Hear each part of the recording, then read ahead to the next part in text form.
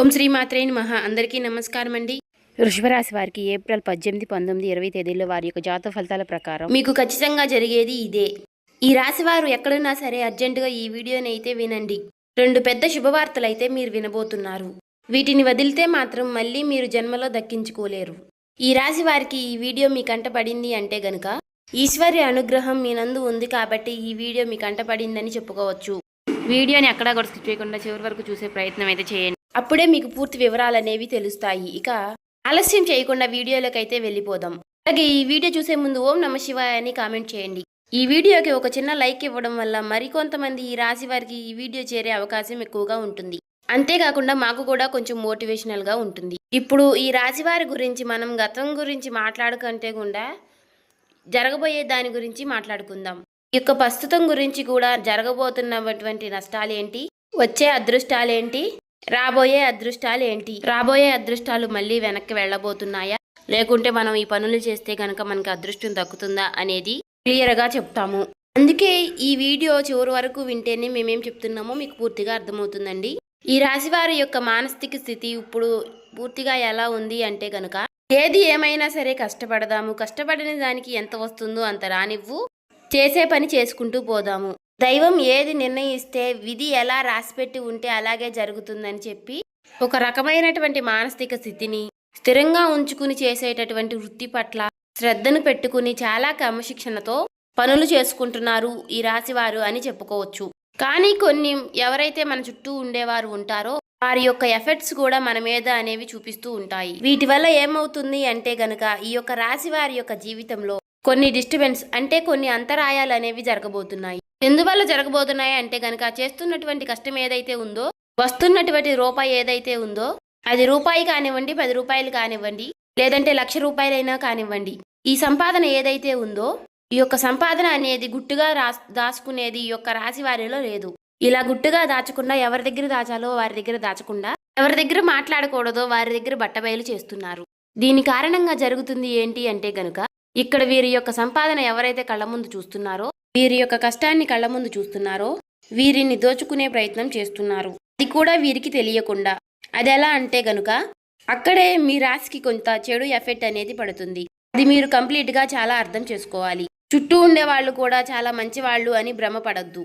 ఎందుకంటే ఇక్కడ స్నేహం రూపంలోనూ, లేదంటే గనుక పార్ట్నర్ రూపంలోనూ, లేదంటే బంధువుల రూపంలోనూ ఇలా ఎవరైనా కానివ్వండి, వీరి వల్ల ఏమవుతుంది అంటే గనుక కొంచెం సెంటిమెంటల్గా మనుషుల్ని ఎమోషనల్ చేసి బ్లాక్మెయిల్ చేయకుండానే చేసినట్లుగా చేసి మీ దగ్గర నుంచి 1 రూపాయి అయినా లాగడం కానీ, లేదా మీ దగ్గర నుంచి మరొకరికి పెట్టించడం కానీ చేస్తూ ఉన్నారు. ఇలా చేయడం వల్ల ఏమవుతుంది అంటే మీ యొక్క ధనం అనేది మీకు 100% దక్కకుండా 100లో 20% అనేది బయటికి వెళ్ళిపోతుంది. కానీ ఈ 20% బయటికి వెళ్ళిపోవడాన్ని కూడా ఈ రాశి వారు గమనించలేకపోతున్నారు. ఇక్కడ మీరు నన్ను ఒక ప్రశ్న వేయొచ్చు, గురువు గారు అంత గమనించలేనంత పిచ్చివాళ్ళమా మేము ఏంటి అని చెప్పి. నేను ఆ ఉద్దేశంతో చెప్పడం లేదు. మీరు అసలు పిచ్చివాళ్లే కాదు. ఈ రాశి వారు చాలా తెలివైన వారు, డబ్బు మీద చాలా మంచి మనస్తత్వం కలిగిన వారు, చాలా మంచి మనసుతో కష్టపడే మనస్తత్వం కలిగిన వారు, ప్రతి రూపాయి కూడా దాచిపెట్టుకునే రకంగా కలిగిన వారు.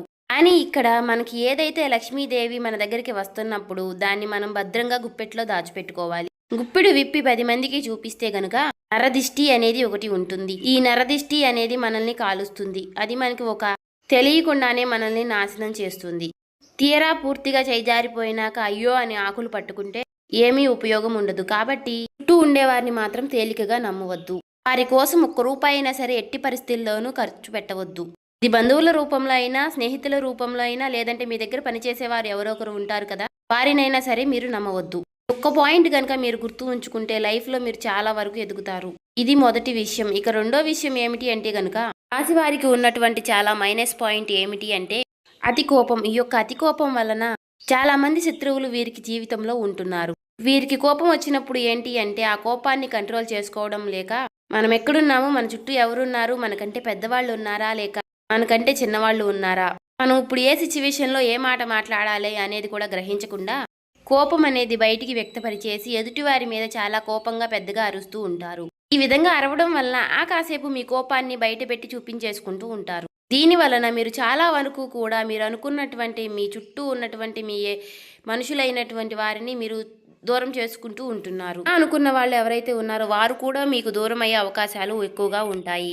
అలాగే మీరు ముఖ్యంగా వీరితో ఎంతవరకు కూడా మనం మంచిగా ఉండకూడదు. వీరిని ఎలాగైనా సరే సాధించాలి, వీరికి మనశ్శాంతి లేకుండా చేయాలి. ఎందుకంటే వీరు ఆ సమయంలో నన్ను అలా అన్నారు అని చెప్పి మీ మీద ఎక్కువగా శత్రుత్వాన్ని పెంచుకునేవారు కూడా ఉంటారు. అలా మేము శత్రువులమే మీ మీద కక్ష సాధించబోతున్నాము, ఏదేమైనా మేమేంటో మీకు చూపిస్తాము అని ఎవరు కూడా మనకి చెప్పరు. మొఖాన బోర్డు వేసుకుని తిరగరు, కానీ తిరిగి మిమ్మల్ని తిరిగి కోలుకోలేనటువంటి దెబ్బ కొడతారు. కాబట్టి ఎవరి మీద కూడా అంత కోపాన్ని ప్రదర్శించకండి. తన కోపమే తనకి శత్రువు అన్న పాయింట్ ఒకటి గుర్తు చేసుకోండి. కోపం వచ్చినప్పుడు ఆ కోపాన్ని కంట్రోల్ చేసుకోవడానికి ఓం నమః శివాయ అనే మంత్రాన్ని పఠిస్తూ ఉండండి. ఇక ఈ రాశి వారు చిన్నతనం నుంచి కూడా ఎన్నో కష్టాలు, బాధలు, సమస్యలతో చుట్టూ ఉన్నటువంటి పరిస్థితులు ఏవి కూడా వీరికి అనుకూలించలేదు.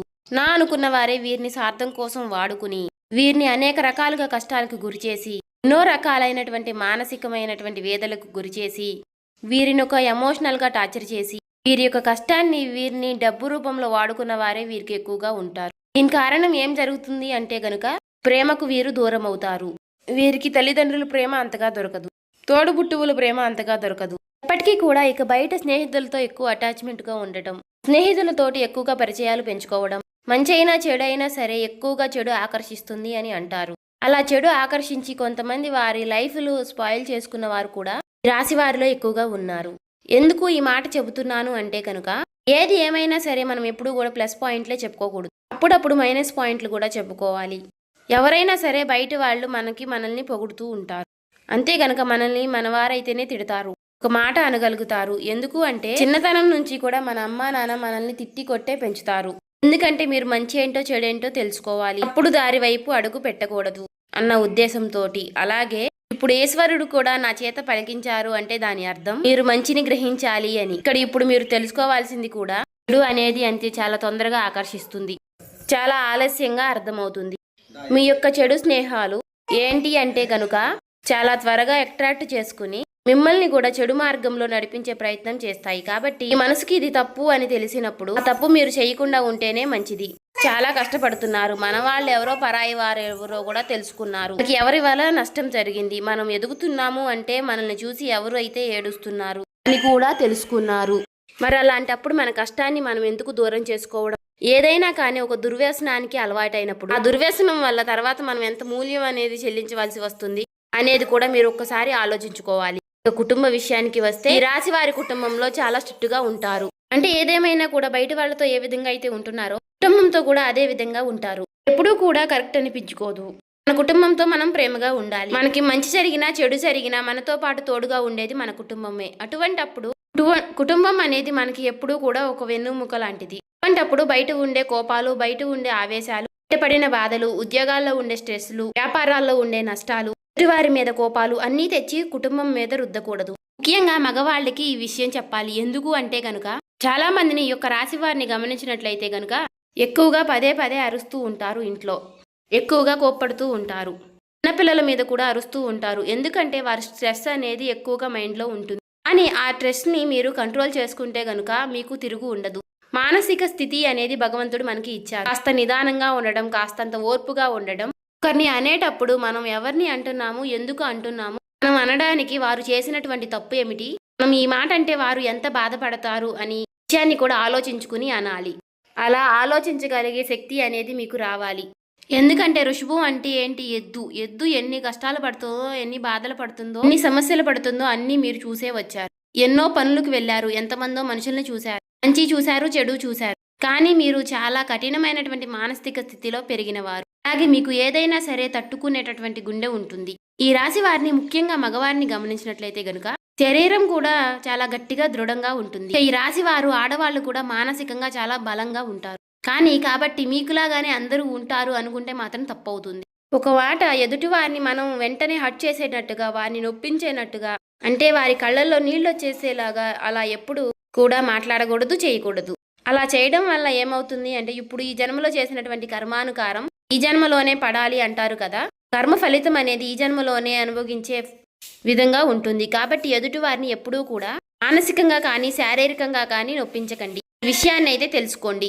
ఇక ఈ రాశి వారిని ఎందుకు అర్జెంటుగా ఈ వీడియో చూడమన్నా, అసలు 2 పెద్ద శుభవార్తలు ఏమిటి అనే విషయం, రేపటి రోజున మీకు వచ్చేటటువంటి మొట్టమొదటి శుభవార్త ఏమిటి అంటే వీరి యొక్క లైఫ్ పార్ట్నర్ వల్ల మీకు పెద్ద లాభం చేకూరుతుంది. మొదటి నుంచి కూడా మీకు మేము చెబుతున్న వార్తే. ఈ రాశి వారికి వీడియోస్ కనుక ముందు నుంచి మీరు చూస్తున్నట్లయితే ఈ రాశి వారికి లైఫ్ పార్ట్నర్ వల్ల చాలా అదృష్టం అనేది పడుతుంది. ముఖ్యంగా ఈ రాశి వారి యొక్క లైఫ్ పార్ట్నర్లు చాలా కష్టజీవులు, చాలా శ్రమజీవులు. వీరు ఎంత కష్టపడతారో వీరి యొక్క ప్రతి కష్టాన్ని వారు అర్థం చేసుకునే విధంగా ఉంటారు. అలాగే ఇందాక నేను చెప్పినట్లుగా వీరి గుండె చాలా బలమైనది, గట్టిది అని చెప్పి మనసు కూడా చాలా కష్టాలను ఎదుర్కొని నిలిచింది. అలా ఉంది కాబట్టి ఈ రాశి వారికి చాలా మొరటి స్వభావం ఉంటుంది. కానీ అవతలి వారిది చాలా సున్నితమైనటువంటి మనస్తత్వం. వీరిద్దరూ కూడా అప్పుడప్పుడు కాకుండా చాలా తరచుగా, అంటే భార్యాభర్తలు ఎక్కువగా గొడవలు పడుతూ ఉంటారు. అలాగే ఈ యొక్క రాశి వారికి వీరు చేసేటటువంటి పనుల వల్ల కానివ్వండి, లేదా మీ యొక్క లైఫ్ పార్ట్నర్ వల్ల పుట్టినింటి వైపు నుంచి కానివ్వండి, ఏదేమైనా సరే వీరికి లాభం అనేది వస్తుంది. ఇది మాత్రం 100% లాభం. సమాజంలో గౌరవం అనేది పెరుగుతుంది. డబ్బు పరంగా కూడా చాలా వరకు లాభాలు అనేవి కలిసి వస్తాయి. ఇది 100% జరుగుతుంది, రాసి పెట్టుకోండి. ఈ మొదటి శుభవార్త. ఇక రెండో శుభవార్త ఏమిటి అంటే గనుక, రాశి వారికి చేస్తున్నటువంటి వృత్తి ఏదైతే ఉందో ఆ వృత్తి నందు గతంలో చేసినటువంటి చాలా మోసాలను అధిగమించి ఆ మోసం ఏ విధంగా జరిగిందో తెలుసుకొని వాళ్ళకి కాస్తంత దూరంగా ఉండడం వలన ప్రతి రూపాయి మీద జాగ్రత్త అనేది తెలుసుకోగలిగితే మీరు చేసే పని నందు చాలా వరకు కూడా ధనం లాభవుతుంది అని చెప్పుకోవచ్చు. అంటే వీరికి ఇప్పుడు లక్ష్మీ కటాక్షం అనేది పుష్కలంగా ఉంది. ధన ద్వారాలు తెరుచుకోబోతున్నాయి. అన్ని గ్రహాలన్నీ కూడా ఏవైతే ధనం రావడానికి చేసేటటువంటి గ్రహాలన్నీ కూడా అనుకూలమైనటువంటి స్థితిలో ఉండటం వలన ధన ప్రవాహం అనేది మీకు అధికంగా ఉంటుంది. కానీ ఇక్కడ మీకు జాగ్రత్త అనేది ముఖ్యం. మీరు కష్టపడుతున్నారు, ధనం లేదు అని చెప్పి అనకండి. మీరు శ్రమ చేస్తున్నారు, మీ సమయాన్ని చాలా పనినందు పెడుతున్నారు, అయినా కూడా ధనం నిలవడం లేదు అంటే గనుక కాస్తంత అజాగ్రత్త. ఎదుటివారు వాళ్ళని గుడ్డిగా నమ్మడం వల్ల మీరు లాస్ అవుతున్నారు. అలా గనుక జరగకుండా చూసుకుంటే గనుక మీరు చాలా వరకు లైఫ్లో మీరు ముందుంటారు. చూసారు కదండి. ఈ వీడియో నచ్చితే ఓం శ్రీ మాత్రే నమః అని కామెంట్ చేయండి. ఇంకా సబ్స్క్రైబ్ చేసుకునే వాళ్ళు సబ్స్క్రైబ్ చేసుకోండి.